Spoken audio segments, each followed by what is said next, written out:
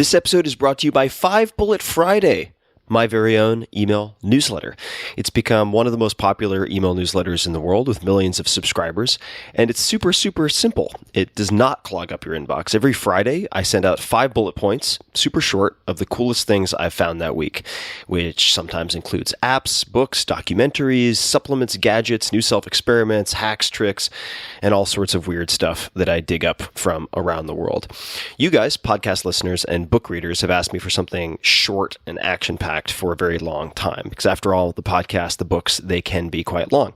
And that's why I created 5 Bullet Friday. It's become one of my favorite things I do every week. It's free. It's always going to be free. And you can learn more at tim.blog/Friday. That's tim.blog/Friday. I get asked a lot how I meet guests for the podcast, some of the most amazing people I've ever interacted with. And little known fact, I've met probably 25% of them because they first subscribed to 5 Bullet Friday. So you'll be in good company. It's a lot of fun. 5 Bullet Friday is only available if you subscribe via email. I do not publish the content on the blog or anywhere else. Also, if I'm doing small in-person meetups, offering early access to startups, beta testing, special deals, or anything else that's very limited, I share it first with 5 Bullet Friday subscribers. So check it out, tim.blog/Friday. If you listen to this podcast, it's very likely that you'd dig it a lot. And you can, of course, easily subscribe anytime. So easy peasy. Again, that's tim.blog/Friday. And thanks for checking it out. If the spirit moves you. Optimal minimal. At this altitude, I can run flat out for a half mile before my hands start shaking. Can I ask you a personal question? Now would seem an appropriate time. What if I did the opposite? I'm a cybernetic organism, living tissue over a metal endoskeleton. Tim Ferriss Show. Hello, boys and girls. This is Tim Ferriss. Welcome to another episode of The Tim Ferriss Show, where it is my job to deconstruct world-class performers to tease out the routines, habits, etc. that you can apply to your own life. You will get plenty of all of that in this special episode, which features an interview from my 2017 TV show, Fearless. The less is in parentheses because the objective is to teach you to fear less, not to be fearless. Fearless features in-depth, long-form conversations with top performers focusing on how they've overcome fears and made hard decisions, embracing discomfort and thinking big along the way. It was produced by Wild West Productions, and I worked with them to make both the video and audio available to you for free, my dear listeners, so thank you, Wild West. You can find the video of this episode, which is gorgeous. I think they did an incredible job, on youtube.com/Tim Ferriss. Remember, 2 R's, 2 S's. youtube.com/Tim Ferriss, and eventually you'll be able to see all of the episodes for free at youtube.com/Tim Ferriss. So you can swing over there and see what is currently up. Before we get started, just a little bit more on Wild West. Spearheaded by actor, producer, and past podcast guest Vince Vaughn, Wild West has produced a string of hit movies, including The Internship, Couples Retreat, 4 Christmases, and The Breakup. In 2020, Wild West produced the comedy The Opening Act, starring Jimmy O. Yang and Cedric the Entertainer. In addition to Fearless, their television credits include Undeniable with Joe Buck, ESPN's 30 for 30 episode about the '85 Bears, and the Netflix animated show F is for Family. Wild West has also produced the documentaries Give Us This Day, Game Changers, subtitle Dreams of BlizzCon, and Wild West Comedy Show. And now, without further ado, please enjoy this wide-ranging conversation from Fearless. I'm Tim Ferriss, author, entrepreneur, angel investor, and now TV host. I've spent my entire adult life asking questions, then scouring the globe to find the answers. On this show, I'll share the secrets of pioneers who have faced their own fears. We'll dig into the hard times, big mistakes, tough decisions, and how they got through it all. The goal isn't to be fearless. The goal is to learn to fear less. Welcome to Fearless. I'm your host, Tim Ferriss. And on this stage, we'll be deconstructing world-class performers to uncover the specific tactics that they've used to overcome doubt, tackle hard decisions, and ultimately succeed. So imagine yourself all alone on stage in front of 14,000 people staring directly at you. For many of us, probably most of us, that'd be a complete nightmare. But for my guest tonight, it's just another day at the office. The man you're about to meet is one of the most prolific and respected comedians in the world. He's done 5-hour-long comedy specials, hosts one of the most popular podcasts of all time, and is the co-creator and star of the animated series F is for Family. Please welcome to the stage, Bill Burr.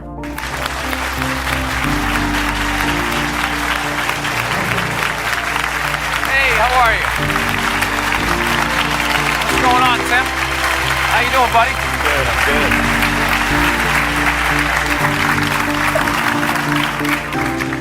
This looks like a TED Talk. Like we're going to be out here talking about artificial intelligence or something. This is really creeping me out. Oh, yeah. This is very sterile. All right. I've wanted to sit down and chat with you for so long. Yeah, we've been texting, trying to get it going. Oh, yeah. And here we go. And here we are. Welcome to my home. Yeah. And I thought a fun place to start might be with Philadelphia. So we have a video to show. And as context, and feel free to correct me, and we can add more afterwards, but at least some or all of the comedians have been booed off stage up to that point? No, that's the urban myth. That's the urban myth? The first guy got booed. Okay. And the lineup was killer, and we were just playing these outdoor, like, amphitheaters, so it was like, you know, kind of made for music. And we got down to Philly, and I don't know, they were all wearing, like, Eagle jerseys and tailgating and throwing the football. And it just seemed like they were ready for a playoff game. And it was still light out. And there's something about jokes, they don't work when there's lights on, like it has to be seedy and that. So not only was it was like daylight, it was sunlight, and half the people were still out in the parking lot. And there was maybe 2,000 people just milling around, walking around. So he basically got thrown to the dogs. But what happened is they booed him off stage, and it kind of set the tone. But then, you know, everybody was kind of doing their thing. I mean, it was crazy. It was like Patrice O'Neill, Tracy Morgan, Ralphie May, Bob Saget, Bobby Kelly, Jim Norton, Dom Irera. I mean, it was just murderer's row. So, but you could just feel like there was something, people were surviving. And I saw a few people who always went long, went short that night. I'm not going to say who, but one who always burned the light. And it wasn't Patrice, it was somebody else. I remember he was literally mid-joke and just stopped and said, you guys were great, good night, God bless, and walked off. And that's when I started thinking like, uh-oh. It's like if that dude who always goes long just pulled up, he was supposed to do 20 minutes. I don't think he did 14. And at that point, I didn't want to do the show. And I wasn't nervous at all. I just kept thinking like I could have just been in a funny bone in front of 40 people who gave a shit and wanted to come to the show. And so then I wasn't nervous at all. And then I knew I was probably looking back, I probably knew I was in trouble because I wasn't nervous. And I went out there and I was like, oh shit. And I did my first joke, which I didn't realize they were playing in the advertising on the radio, so everyone already heard it, and nobody laughed. And I was like, already neck deep, and it was so long ago. And then I just remember I went to another joke, and I just bailed halfway through. And I was like, you guys aren't going to laugh at that? And then they booed, and Maybe we should roll the tape. I don't want to see this. I think you guys want to see it. Bunch of fucking losers. Fucking Rocky is your hero. The whole pride of your city's built around a fucking guy who doesn't even exist. The fucking Joe Frazier is from there, but he's black, so you can't fucking deal with him. 11 minutes left.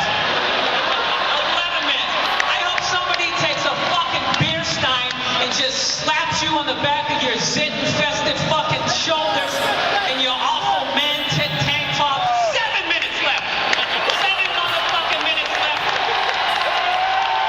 And I'm doing all fucking 7. Fucking standing backstage for 3 hours to get booed by this GED fucking stupid ass piece of shit fucking crowd. 6 minutes left, and I will be selling my CD after this shit, you motherfuckers. 1 minute left in the period. Alright, listen. This doesn't change anything, this set. I still fucking hate you people. You guys all gonna go see Rocky 19? Oh, good, I think you can win. Alright, listen, I'm out of time. You guys were here, man. Thank you very much.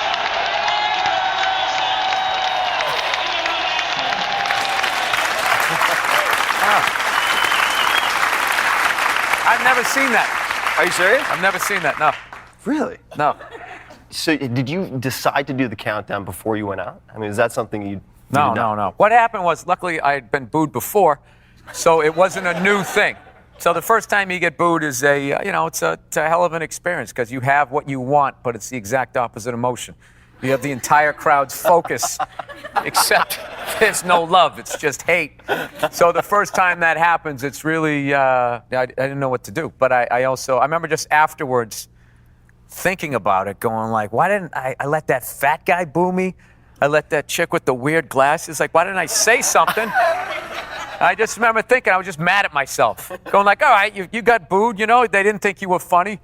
But you sat there and, you know, it was a variety show. They had like a contortionist and somebody with a snake, and then somebody saying like, pour some sugar on me, and one of these leather pants, and then they'd bring a comedian out. It was a complete shit show.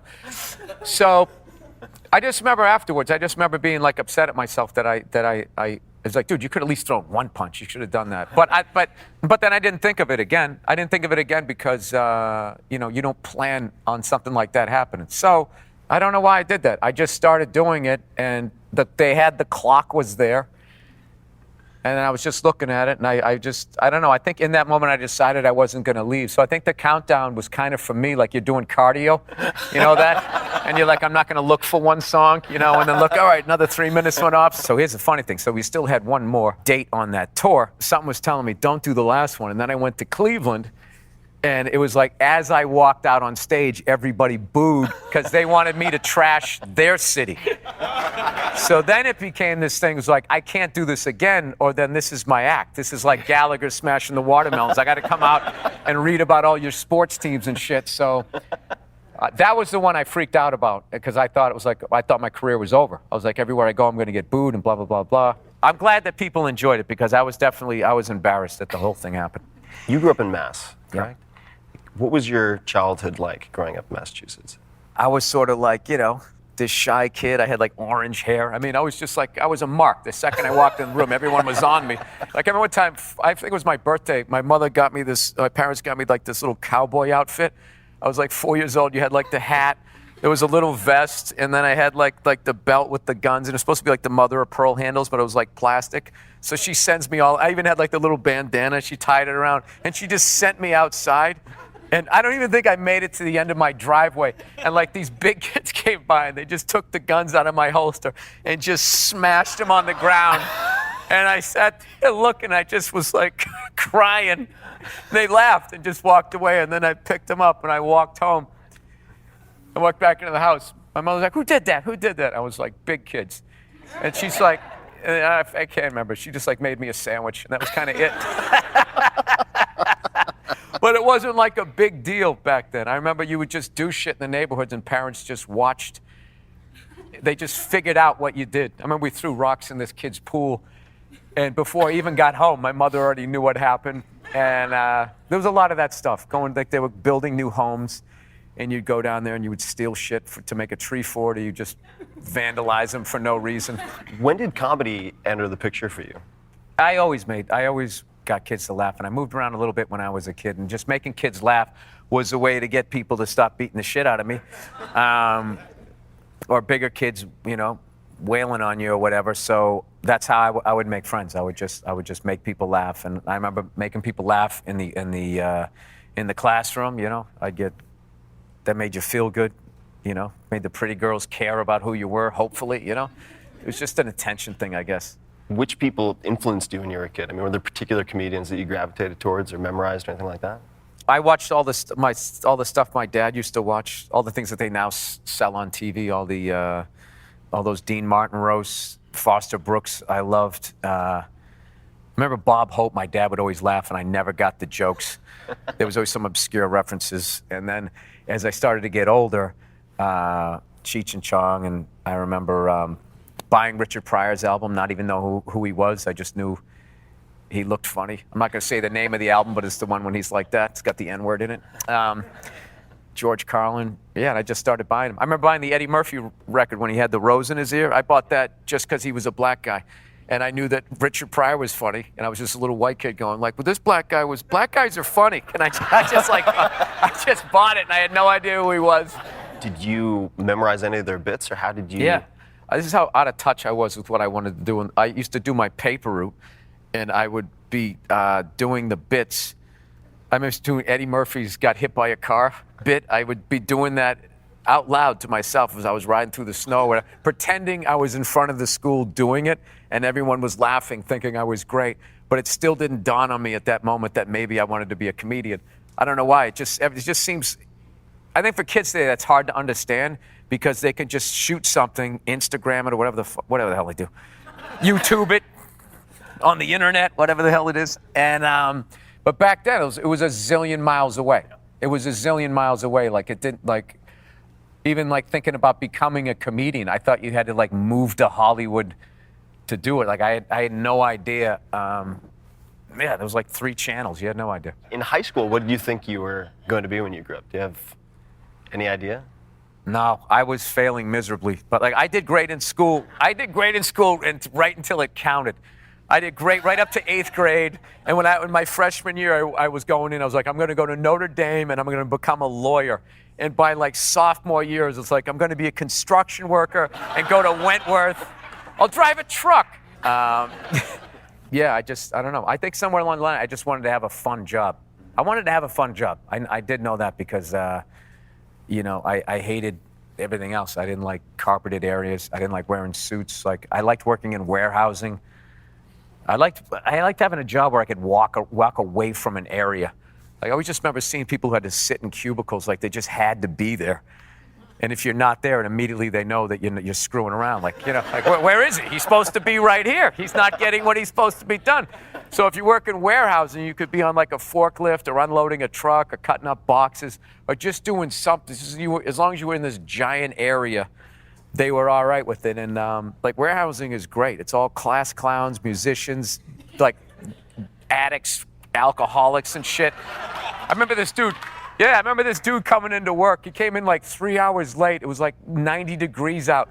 And his hair was soaking wet from a shower, dripping down. He's like, oh yeah, the traffic was brutal.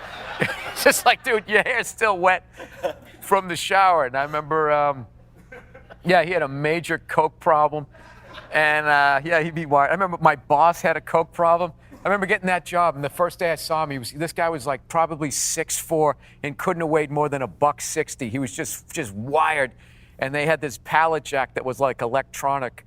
And they were like, yeah, let me take you over to meet the boss. And he saw me, and he was just so just geeked out. He was just driving it towards the dock, back and forth, going, I'm going to drive it off the dock. And just coming back, licking his lips and shit. And I was just all right, this is going to be my boss. And I worked the 3rd shift, and it was all people like me working our way through college. If you didn't get student loans or whatever, I got laid off from that shit because there was this fat fuck used to come out from the. He was fat and he was a fuck. So he would come walking out. He'd come walking. I remember he used to wear short sleeve dress shirts, and he was one of those guys so fat he had to really swing the arms to get out. And he'd just come walking out, and he'd look around, and all these badass dudes all of a sudden would be grabbing boxes and pretending to work. And I just had that thing. Maybe it's a stand-up comic thing where that thing. You just I was like, fuck this guy. Fuck this guy. And I just look at him like, hey, what's going on? I'm not doing this little fuck. I'm working out here. I don't want to fucking extra work when you come out here. Fuck you. Why don't you pick this up, you tub of shit? That's what I was thinking. So then I ended up, right after that moment, like an idiot, I then asked the coked up guy for a raise. And then I think the fatty was just to hell with this guy. So then I got laid off from that. And then I was collecting unemployment, which I had never done. And I felt like a piece of shit doing it because my parents worked so hard. And it was a bad economic time, and I couldn't get a job. And I just decided that I wanted to be a comedian because working in the warehouse, I was working with this guy who was hilarious, and he wanted to be a comedian. And he was the first guy that said it. He said, one of these nights I'm going to take a shot at Jack Daniels and just go on stage.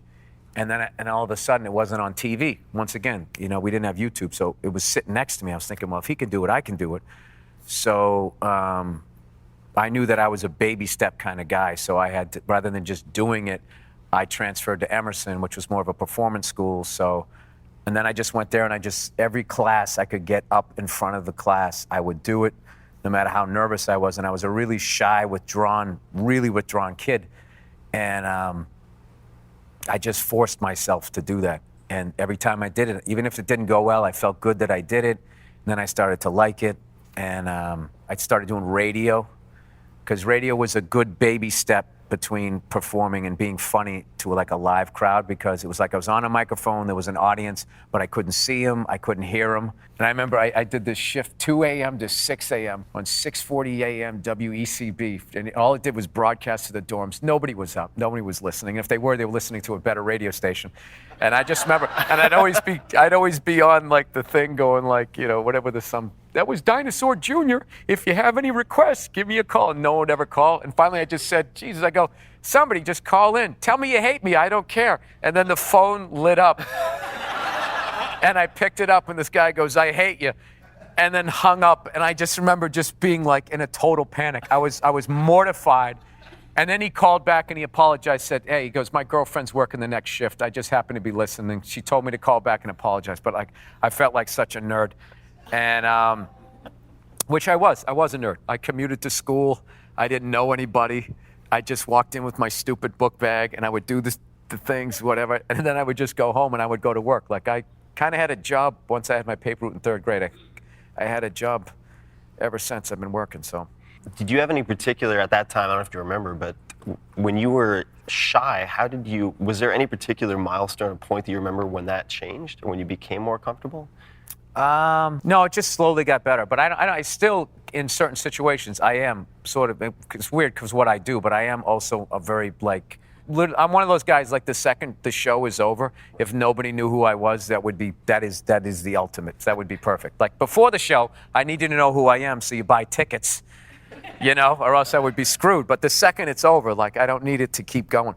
Do you remember your first open mic gig, getting on stage?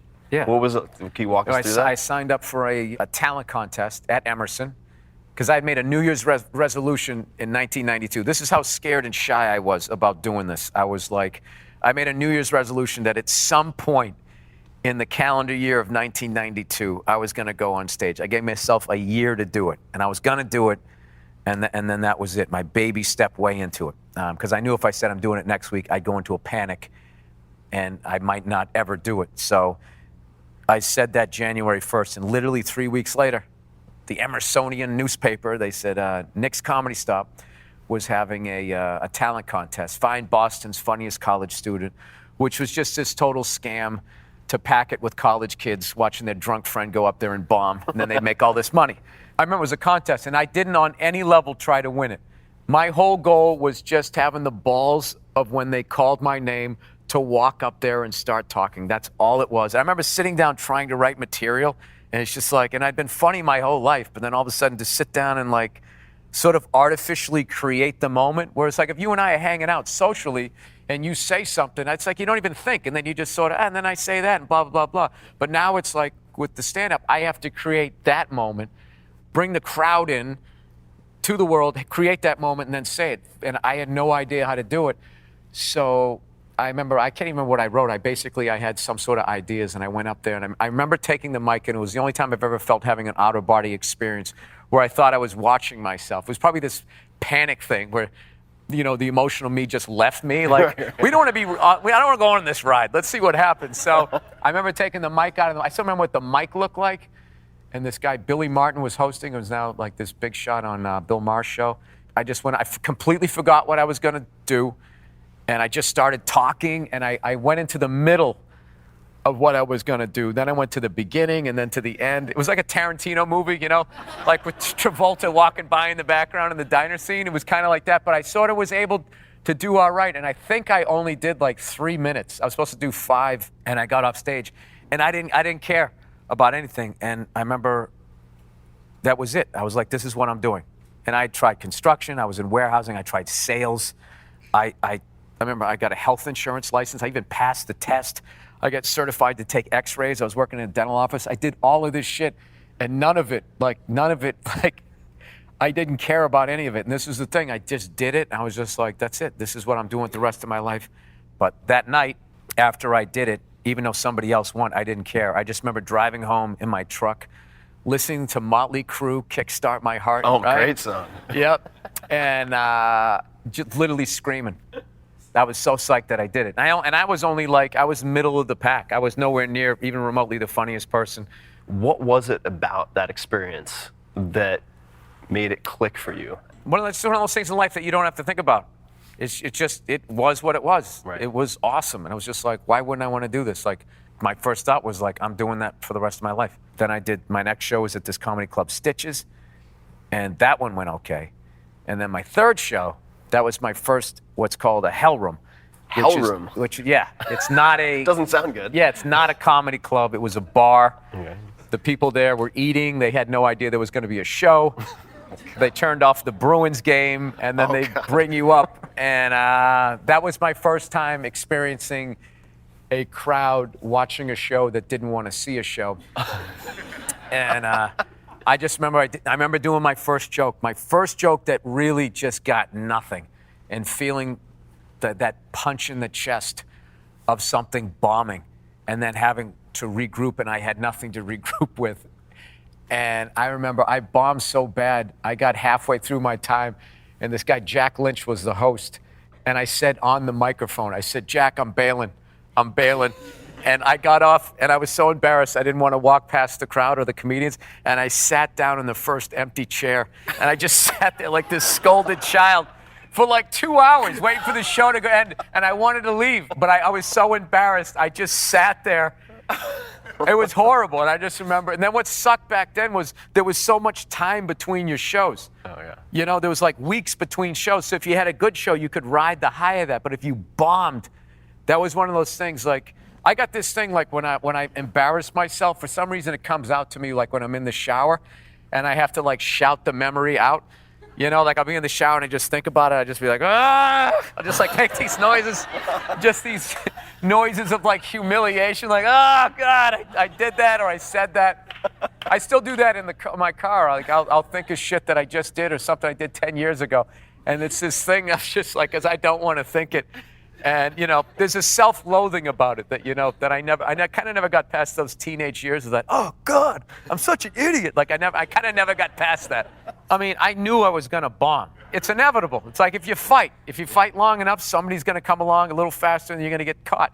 And it's like, it's telling jokes. It's inevitable. It's going to happen.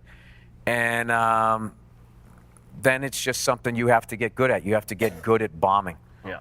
And I had enough experience of doing it, you know, that you get good at it, and then it doesn't hurt you anymore. And is it just exposure? Is it like getting a flu shot every season? It's just about the number of repetitions? So you kind of desensitize yourself to it? Yeah, you just keep doing it, and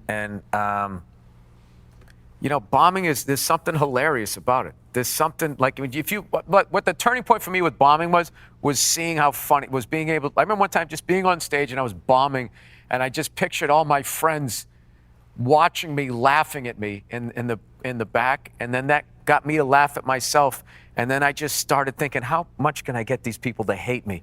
And I just left my act, and I just started trying to annoy them, and I didn't get them back. They still hated me, but I had such a good time that I was like, wow, what was that? That was this new area of stand-up that, you know, I didn't know existed.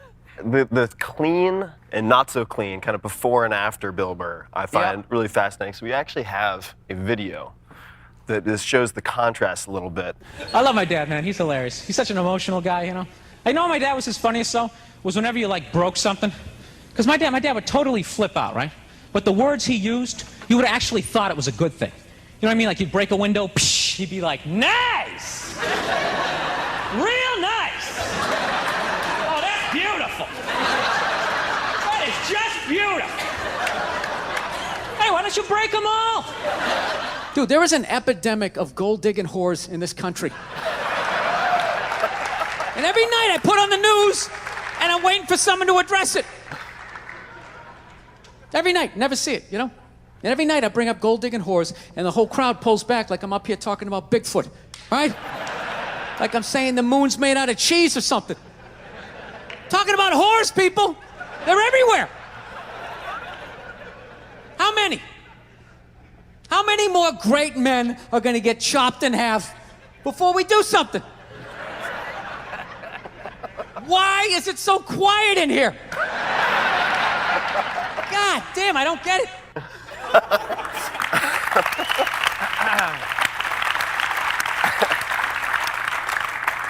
So when did you go to opening up to more of, I'm not going to say profanity, just being yourself maybe? Failing by, just failing, just trying to do what they, that I thought they wanted, whatever they were responding to. And then that just morphed into, well, if I'm going to fail, I'll fail doing what I want to do in this business. And then that led to me starting to succeed. And once I started to succeed doing what I wanted to do, my view of the business changed.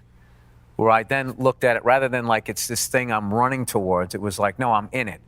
So I just look at the business like it's a giant mall, and I have a little store, right? Probably like those ones that are in the middle that you walk by, not an actual one. Yeah, a little kiosk. And I have what I do. This is what I do. You come in, right? This is what I do, okay? If you want to buy something, great. If you don't, you keep going. But this is what I do. And rather than, I used to view it like, oh, they're selling shirts, I should sell shirts, and I got to sell candles, and I got to, do nails and have like this one-stop Walmart thing. And it's just like, that just didn't work for me. I do a podcast, I tell jokes, I act when they let me, because I have to audition, But then I also just found with, the people I grew up didn't talk like that. The stories I had to tell, people weren't like that. Very volatile, and they use colorful language, as they say. And there is this thing with comedy purists where they act like, okay, if you work clean, then that's pure comedy. That's real comedy because you didn't say any bad words. But, which I do understand, because you can definitely use curse words to sort of steroid up your stuff. But I've also found, when people say they want somebody to work clean, it doesn't just mean don't say any bad words. It also means don't have any opinions that will make people uncomfortable. Because I could easily work totally clean, and there's groups of people that you could completely piss off and wouldn't want to pay you just by your opinions on things. So I just felt like it was a limited thing, and I've always liked the rawness of with everything, with music, with film, with comedy, of just going off. More the realness of that, rather than this totally polished thing, which I completely have an appreciation for. But the amount of times I've heard comedians go, like, say something so funny in the green room and be like, yeah, but no, I'll be like, dude, you got to do that on stage. You got to do it on stage. Be like, no, man, that's not me. That's not me. It's like, it is you. You just fucking said it. Whatever you're doing up there, that's not you. That's you on stage. And that's what happens with comedy, is like, there's this big, like, mystery thing about you got to find your voice, and, ooh, is this who I am? Is that who I am? And I have this theory that you walk in with it as an open micer, and then you go on stage, and the weirdness of looking at people and talking, you become, this is me on stage. Oh, I'm holding a microphone, and it just becomes weird. Yeah. It becomes weird, and then you spend, 8, 10, 12, 15 years trying to get back to who you were when you walked in, who was this guy who was making people laugh in the bars. Because like you just walked into a bar and something happened, and then you just riffing on it, but you were comfortable. Then you go on stage and it's just like, oh shit, everybody's looking at me and I have to handle all of this. What am I doing with my hand? How do I get this out of the stand? And it just becomes this whole, just looking at yourself, and then that who you are goes right out the fucking window. A lot of folks consider you the comedian's comedian, right? I mean, a lot of comedians look up to you, and they're like, oh, Bill Burr can not only talk about anything, he's willing to talk about anything, but this is what they say. Because I'm self-employed. You can't get too into this business. Yeah. If you get too into this business, then you're fucked, and then you become that guy. You mean just having contracts and relationships with people? No, you get in business with people, but that's not your only thing. Like, I'll never stop doing stand-up, and I have my podcast, so I don't live a lifestyle beyond those. I live way behind those. Mm-hmm. So no matter whatever happens, whatever fucking slap on the wrist I'm ever going to get from the social media, I'm still going to be fine. It's when you...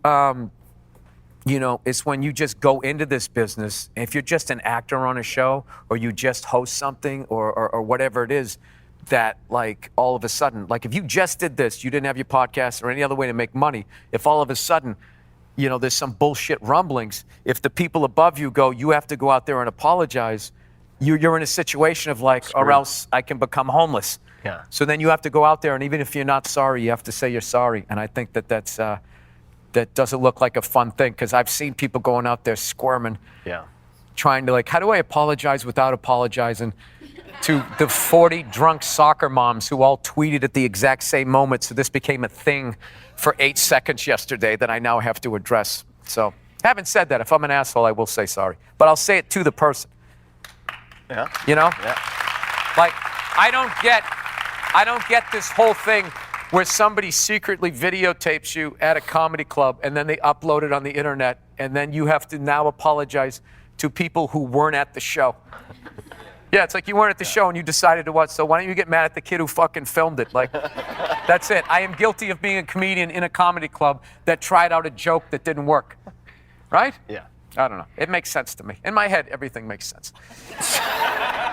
So the podcast, so your podcast was a very early influence for me. I love your podcast. And I see you've gone past me. well, That's a cute little say idea that. you got there, Freckles. Now look at you. well, I think there's one thing that arguably you do better than anybody else, and I'm sure it's one of many, but I want to listen to some of your ad spots.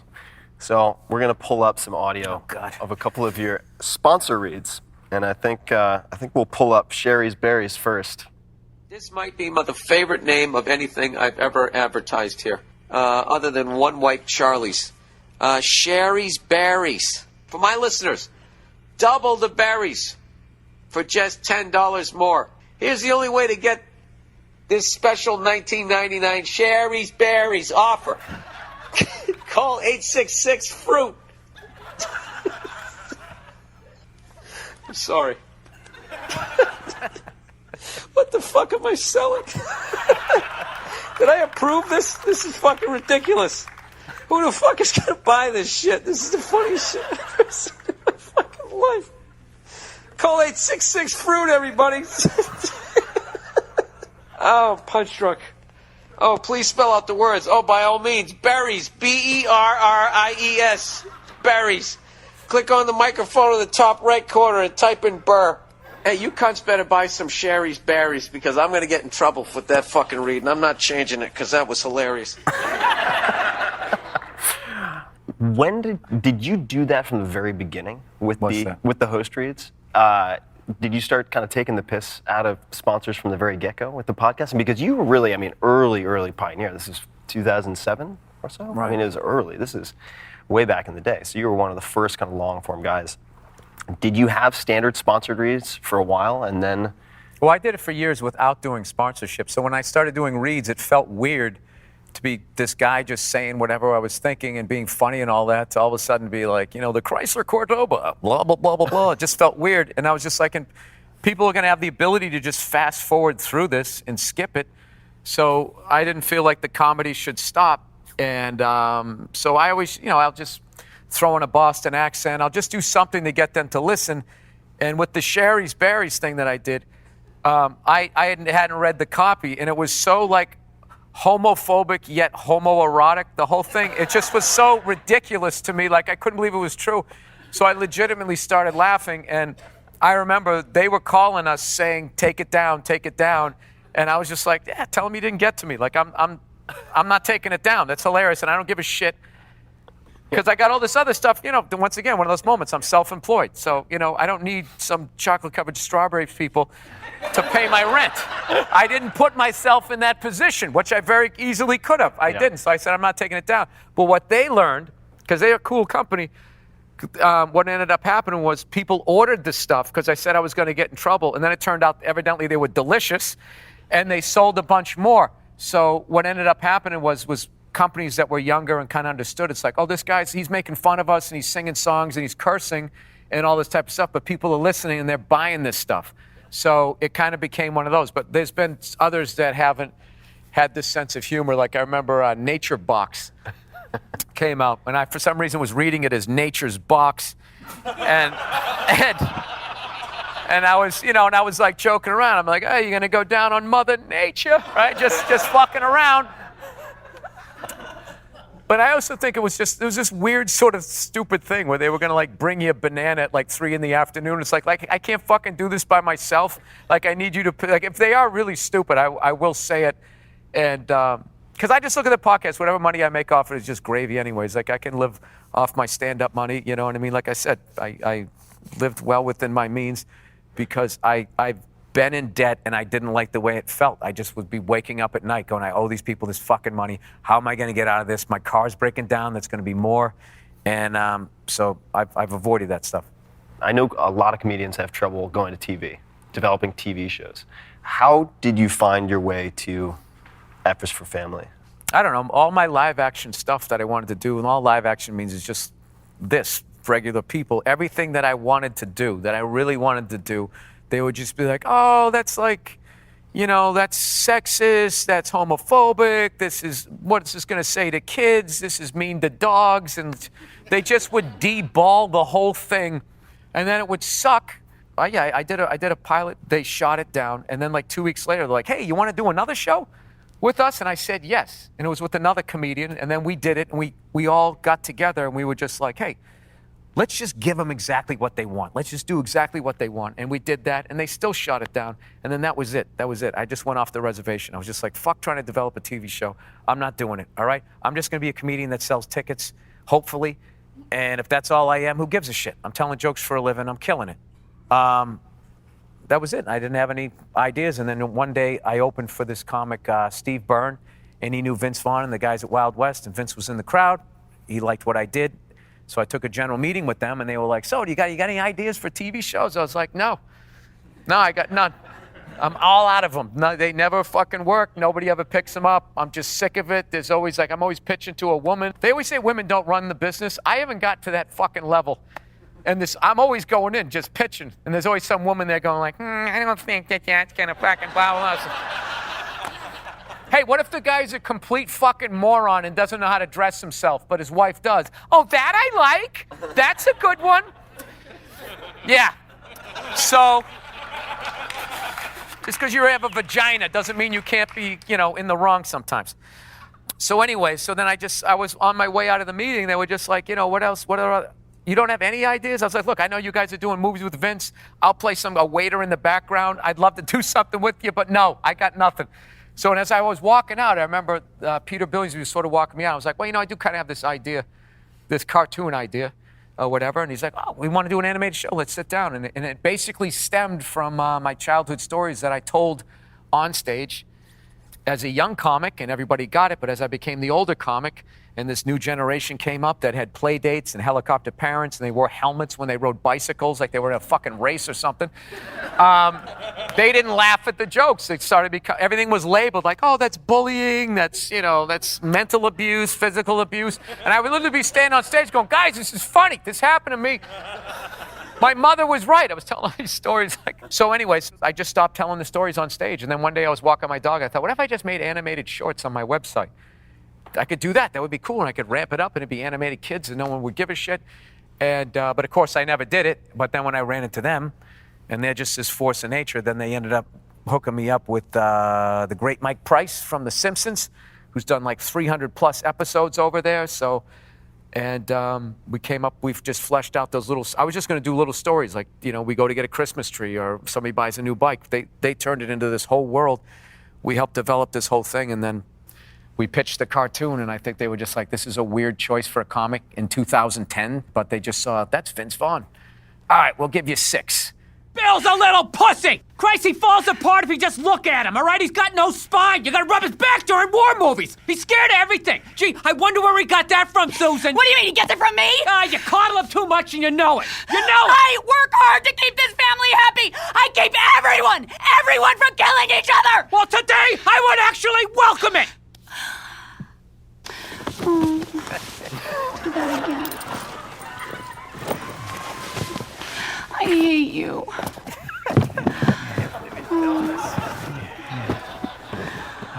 Oh, baby. Oh, Susan. Yeah? Yeah, let's do this. Yeah, come on, get that on. You gonna take my socks off?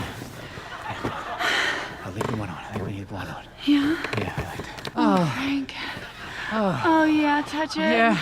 You like that? Yeah. You like that? Yeah. Oh, yeah. Oh, here we go, baby. Frank. Yeah. Frank. Yeah. Oh, God.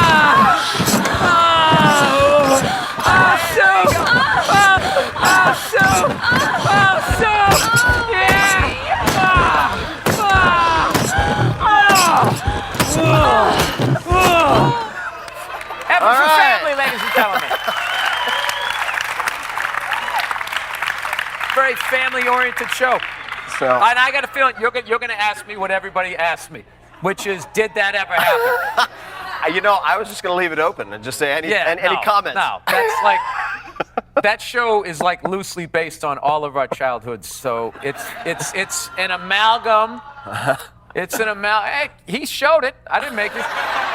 It's an amalgam of like all our dads. Like I wanted like my family to be able to watch this and not be like mortified. Like I have a big respect for the fact that I decided to put myself out there, and especially it gets weirder every year with technology and everything. So like I didn't want them to watch it. Like there's elements of the show that my dad would be like, all right, I'll put you through that fucking wall. That was his catchphrase. I'll put you through that fucking wall. He used to say that, right? He never did it. He just, it's just an empty threat, But other stuff is like writer room stuff. Like that was just like, okay, what if they start having sex, and it seemed like they had this big huge fight, and he says this mean stuff about his son, and he doesn't know he's there, and it's just like, well, how do we get out of this comedically? How do we diffuse this? What if they have sex? So it's that aspect of it was like a writer's room thing. Who drew the balls? They're very photorealistic. I actually met the woman who drew it. I was doing a gig in Ottawa, Canada. Big Jump is the animator up there, and I just happened when I had the gig to come over and meet them. I just happened to be in town, and they were animating that scene, and she literally had like sketched 3 different ball bags they looked like little speed bags that she was gonna make. And just so you guys know, you were mentioning bombing and then just turning it into an opportunity to vent and being like, well, I'm not sure what that was, but that was fun. I enjoyed that. So I was talking to the team about whether to use this video or not, and I was like, at least I can say I had a pair of animated balls that I forced an audience to watch swinging around. So you're welcome. There you go. So I thought we have a lot of questions from the audience. So I thought we would throw it over to the audience. Let's get to those. And we have some in studio. We also have some from the internet who have been kind enough to chime in as well. So the first one's from Facebook. This is Joseph Swam. So effectively, how do you generate ideas? And what is your process? Do you still write stuff down? What are the sort of key components of where you start when you're developing? Well, I used to write it all out, and then I don't write it now. I just treat it like how I used to treat, like if something funny had happened at work, if I was going to go tell my friends, I wouldn't write it all out, memorize it, rehearse it in front of a mirror. I would just go up and I would just tell them the story, and I would act out all the characters and all that the way I did. But what happens is when you go on stage is like, it just is, you can bomb, you can have a bad show. There's all that self-conscious stuff. So I guess the process was trying to become as comfortable as I was in a bar, shooting the shit with my friends, being that comfortable on stage. And that took a while, long time. What are the sort of key components of where you start when you're developing? When you're starting? Meaning where you start with, say, if you were starting right now to do a special. Well, usually it's just I'm walking around and I see something or I hear something. That'll get me going. But if I'm in a writer's block, which is a big thing for a comic, how to get out of it, I find is I try something new, or I'll be at an airport and I'll grab a magazine that I would never read. Mm-hmm. I'll grab like Cosmo. I'm just going to get a different point of view, because your brain can get bored, and when it gets bored, it goes into autopilot, and then you just stop seeing shit. And I'll just do stuff like that. And I also, when I'm building a new hour, I take all rules of hack. Like, this is hacky material. I'll do an OJ joke. I don't give a shit. I'm just going on stage, just anything, just to be saying something new, something different, and that'll eventually lead into something that's worthy of keeping. But I definitely write on stage, but if something happens, like I'll usually just make a mental note, but sometimes I'll just write down like a word. I'll just write down like iPad, or whatever, boots or something. But I know what that means. Like I know that means something like, somebody stepped on my foot that day and blah, blah, blah, blah, blah. And that's the cue. Yeah. And then I just sort of write on stage.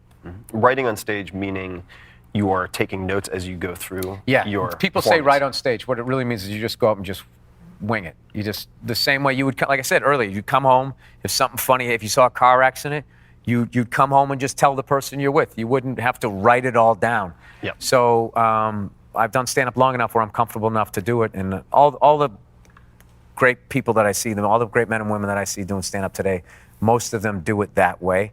But some people want to do a little bit of that and a little bit of writing. But I would say for that person, you got to find what works for you. Just kind of be open to all of it, and then as you, through trial and error, just sort of streamline it into your so-called process. So if you met, let's say, a 25-year-old, 20-year-old, you can pick the age, who you seem to think had some promise as a comic, and they wanted to be a stand-up comic, and they had the same commitment that you did at one point, which was at some point in the next year, I'm going to get up there on stage and do a set. I guess there are two questions. How would you assess if someone could stand a chance, and then how would you train that person? I mean, or have them practice? I don't know. You know what's weird? I can watch somebody young, and every once, like, you'll just see somebody be like, that person, if they do everything they need to do, could be great at this. And it's like it's a uniqueness. It's just something they'll say, or something they do, or something, the way they handle a situation. You just see, it's like being, like an NFL scout. You just see them, make a throw or something like, yeah, that's an NFL arm right there. We'll see if he or she develops it or whatever. But I would never tell somebody what to do, because how my brain works, everybody's unique. So what I would do, though, is go out of my way to encourage that person. Like if I saw somebody young and they were funny, I would go out of my way to make sure that I said that, because they need that. I realize, you got to do that. So this is from Anna Clara Ottoni. Her question begins with, some people just don't have a sense of humor. And how do you relate to or deal with these types of people? And I'll just leave it general like that. So whether it's you get trapped with them at a cocktail party or in general, crowd, whatever it might be. Oh, cocktail party, I would just walk away. Yeah. If I'm doing stand-up? Yeah. Oh, man. I shouldn't. This is another one that I probably should. This is some inside shit. All right. This is what I would do when there would be somebody, like, you're killing everybody, and there was just that one person that's just sitting there, and they're not laughing, and they're not laughing. And they used to always bug me. Like, that bugs a comic. You just, like, they couldn't fucking get that one person. It would ruin their night. Yeah. Like, you'd let them. I started realizing how stupid that was. I was like, if I was a president and this was my approval rating, I would be fucking killing it. So I finally decided I'm going to have fun with this person. So what I would do is, like, you can't see the people who are doing it in the back, but it was the people who were up front. Yeah. So they would be like right there, and they're just like, you could feel their energy. So what I would start to do, I would overcommit to my jokes, act even sillier, and I would send all of them right out over their head. And the best thing would be if they were close in the front row, I would be standing right up on them. And my favorite thing to do would be make some sweeping gesture, like over their head. Like I would literally be like, and my dad says to me, and I'm just totally just living my dream, like right in their face, right over them. And it would just drive them up the fucking wall. And then I would keep throwing in like, God, you guys are great. I am having such a great time up here. And it was all, that was the show within the show for that one fucking asshole.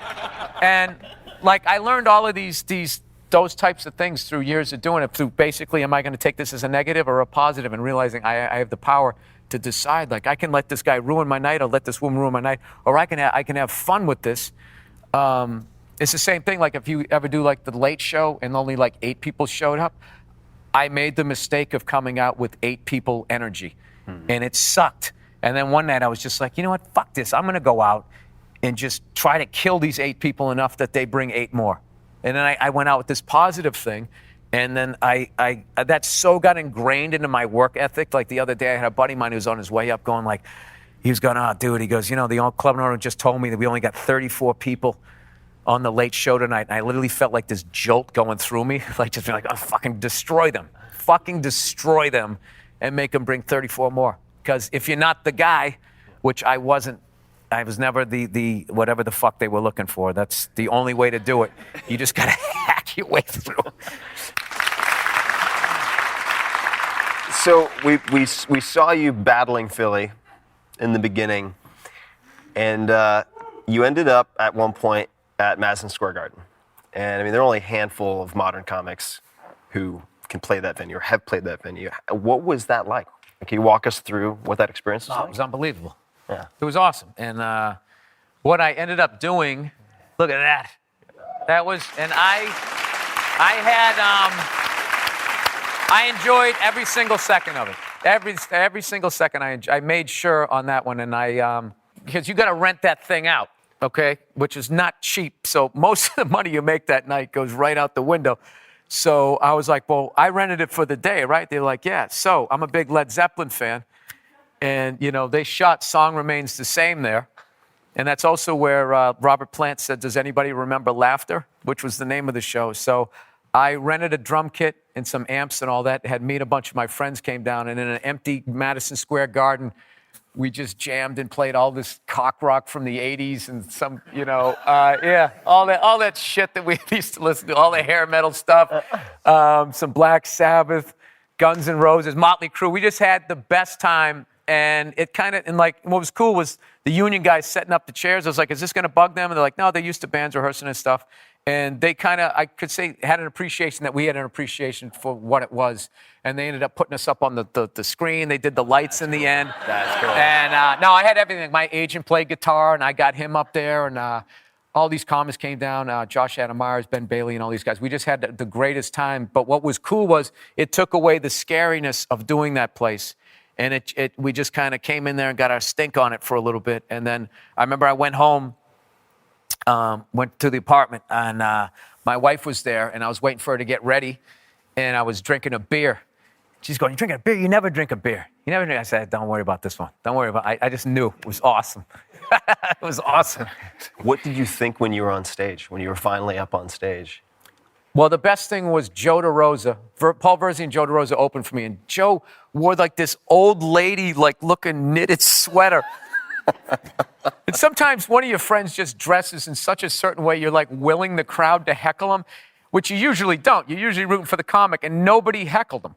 So it like annoyed me. So when I went on stage, I was like, "Yeah, keep it going for Verzi, and how about Joe DeRosa and his fucking Golden Girls sweatshirt?" And everybody started laughing, and I just stood there shitting on him for like 10 minutes, and then I just felt like I was in a comedy club.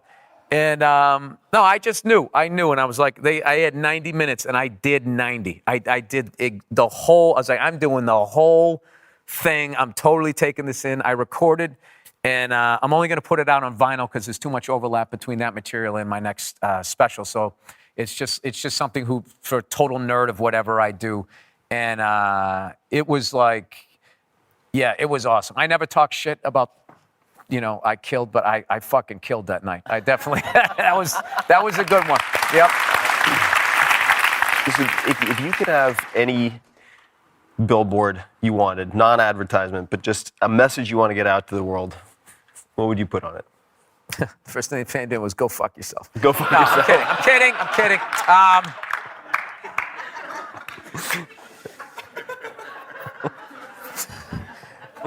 Maybe I would. I just have no, it isn't. No, it isn't. No, it isn't. I like it. No, so much people don't know what the fuck they're talking about, and they're just so much time getting you into this fucking panic, and then this is gonna happen, and that, and just read that. No, it isn't. It isn't. You gotta be fine. All right, and even if you're not gonna be fine, isn't it better to just exist thinking you're gonna be fine until it's not fine, and then when it's not fine, then you can just fucking handle it then. But there's no sense to ruin right now, right? Ladies and gentlemen, Bill Burr. Thank you. Hey guys, this is Tim again. Just one more thing before you take off, and that is 5 Bullet Friday. Would you enjoy getting a short email from me every Friday that provides a little fun before the weekend? Between 1.5 and 2 million people subscribe to my free newsletter, my super short newsletter called 5 Bullet Friday. Easy to sign up, easy to cancel. It is basically a half page that I send out every Friday to share the coolest things I've found or discovered or have started exploring over that week. It's kind of like my diary of cool things. It often includes articles I'm reading, books I'm reading, albums perhaps, gadgets, gizmos, all sorts of tech tricks and so on that get sent to me by my friends, including a lot of podcast guests, and these strange esoteric things end up in my field, and then I test them, and then I share them with you. So if that sounds fun, again, it's very short, a little tiny bite of goodness before you head off for the weekend, something to think about. If you'd like to try it out, just go to tim.blog/Friday. Type that into your browser, tim.blog/Friday. Drop in your email, and you'll get the very next one. Thanks for listening.